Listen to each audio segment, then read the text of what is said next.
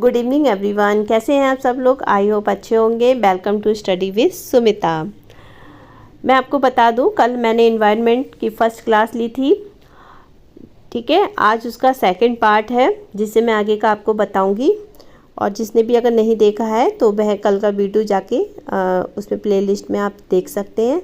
और अगर आपको मैं जो भी वीडियो पढ़ाती हूँ उसकी प्लेलिस्ट चाहिए तो आप मेरे टेलीग्राम चैनल को ज्वाइन करिएगा और मुझे कमेंट में बताइएगा कि आपने जो है ज्वाइन कर लिया है।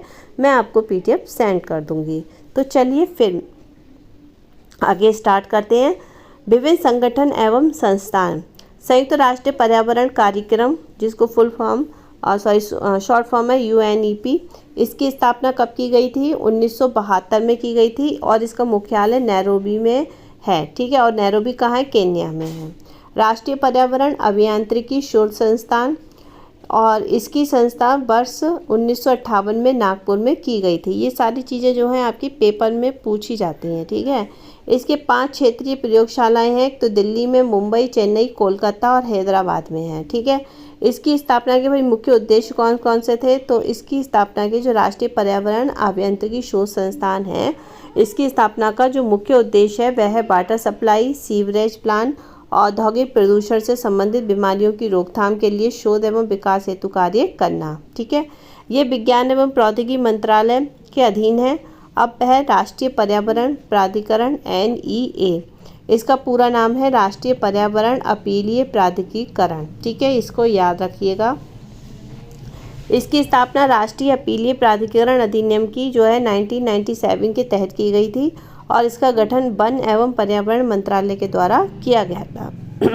इसके स्थापना का उद्देश्य पर्यावरण अधिनियम 1986 के तहत क्षेत्रों के प्रतिबंध हेतु किसी भी उद्योग संचालन प्रक्रियाओं की श्रेणी के संबंध में अपील कर सुनवाई करना था।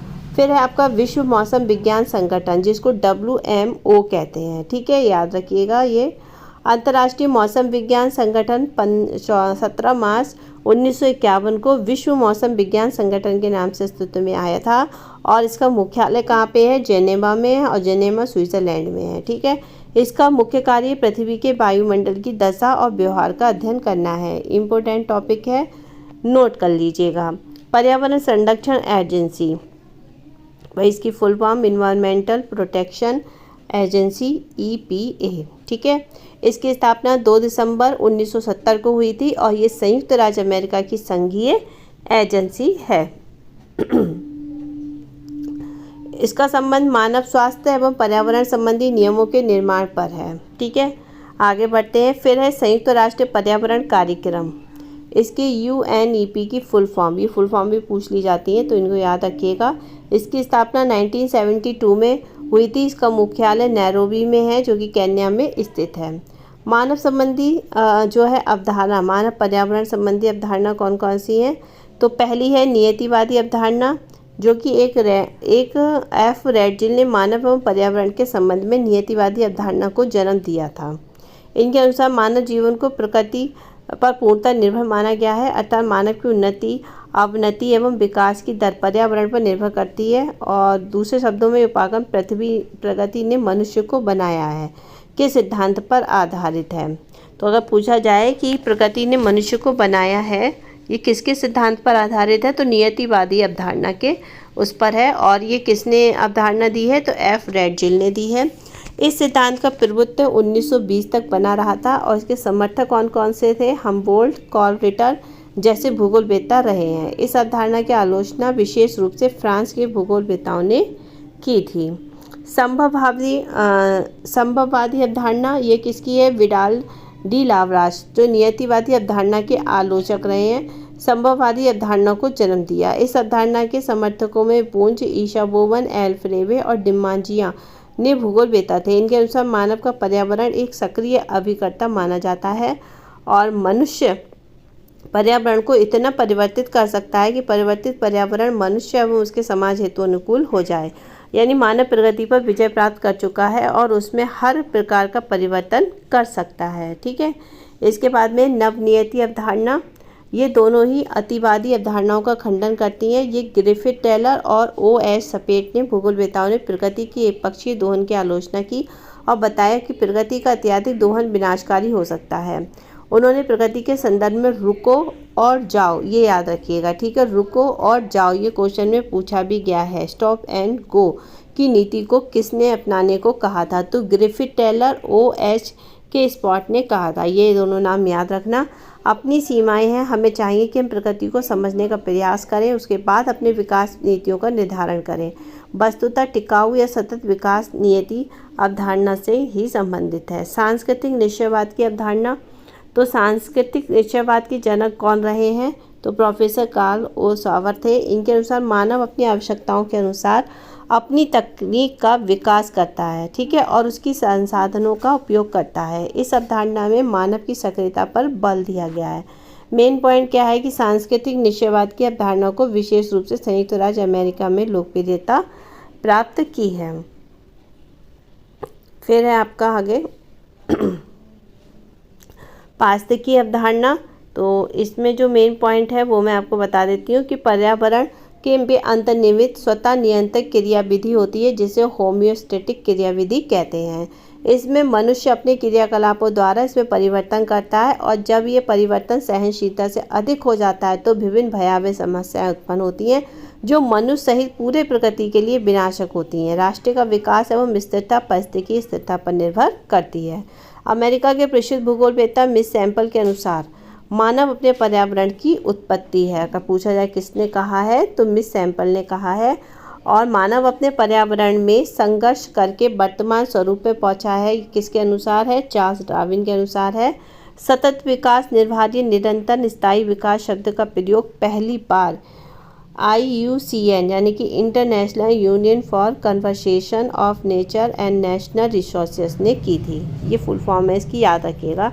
ने अपनी रिपोर्ट विश्व संरक्षण रणनीति में किया था 1987 में।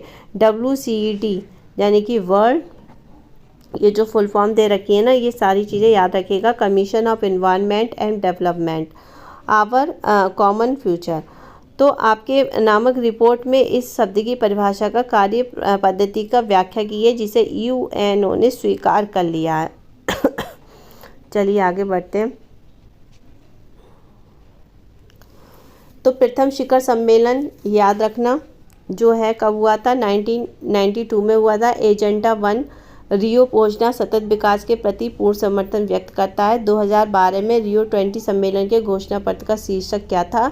The future we want. Important है। इस सम्मेलन में भारत ने हरित क्रांति को प्रोत्साहित करने की आवश्यकता बल दिया था।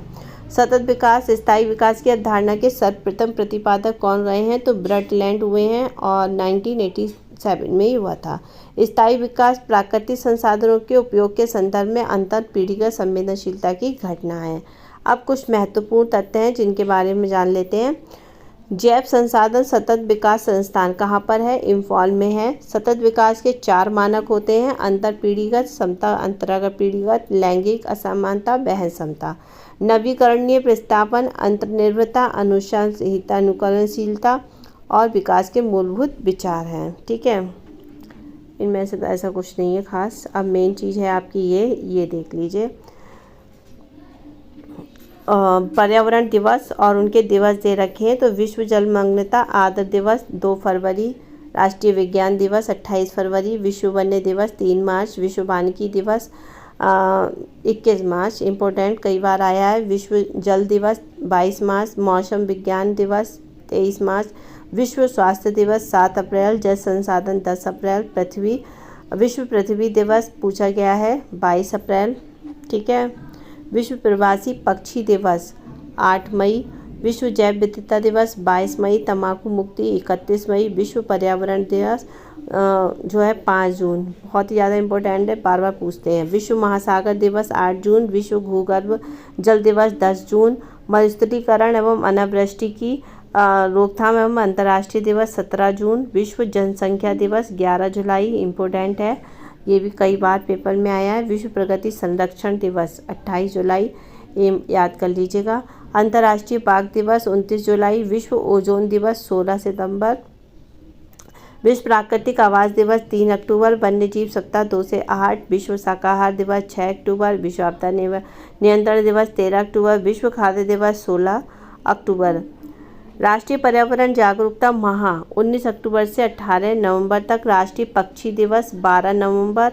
विश्व शौचालय दिवस 19 नवंबर। विश्व पर्यावरण संरक्षण दिवस, इसकी डेट सॉरी कट गई है, आगे बढ़ते हैं, ये है रहा, ठीक है। विश्व ऊर्जा संरक्षण दिवस 14 दिसंबर और वन महोत्सव जुलाई एवं फरवरी के प्रथम सप्ताह में होती है, ठीक है। अच्छा, यहाँ पर जो है कुछ इम्पोर्टेंट है, ये चीज़ें याद रखिएगा। वर्ष 92 में रियो डी जेनेरियो ने कुछ प्रथम पृथ्वी सम्मेलन में 21वीं शताब्दी में सतत विकास की प्राप्ति के लिए बनाई गई कार्य योजना एजेंडा 21 कहलाती है। रियो सम्मेलन एजेंडा 21 के अलावा पर्यावरण एवं विकास संबंधी रियो घोषणा पत्र और वनों के टिकाऊ प्रबंधन के लिए वक्तव्य सिद्धांत पर भी सहमति बनी थी।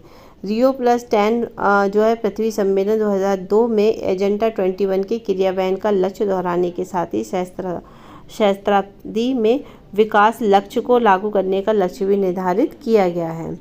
रियो+20 में 2012 में 3 तथ्यों पर बल दिया गया था। एक तो गरीबी में कमी लाना, स्वच्छ ऊर्जा और सतत विकास, ठीक है। और इसमें संबंध में 7 क्षेत्रों का चयन किया गया था: रोजगार, ऊर्जा, संपोषणीय शहर, खाद्य सुरक्षा, जल, समुद्र और आपदा प्रबंधन। द फ्यूचर वी वांट रियो 20 सम्मेलन का संपूर्ण दस्तावेज है। इसमें सतत विकास लक्ष्यों को सहस्त्राब्दी विकास लक्ष्य की समाप्ति के साथ लागू किया गया है, ठीक है।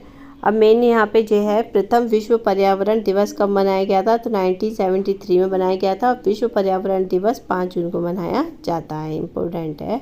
पर्यावरण संरक्षण के लिए ग्रीन आर्मी प्रोग्राम की शुरुआत ऑस्ट्रेलिया ने की थी, ये भी याद रखिएगा। प्राकृतिक कृषि के अन्वेषक मसानोबू फुकुओका थे। विश्व मौसम दिवस अधिसमय 23 मार्च 1950 को लागू हुआ। जलवायु का सही सूचकांक प्राकृतिक वनस्पति है, ठीक है। आज ये टॉपिक ख़त्म हो गया है। अगर वीडियो अच्छा लगा तो लाइक करिएगा, कमेंट में बताइएगा कि कैसा लगा, और चैनल पर पहली बार आए तो प्लीज़ सब्सक्राइब कर दीजिएगा। कल फिर मिलती हूँ नेक्स्ट टॉपिक के साथ, तब तक के लिए बाय बाय, टेक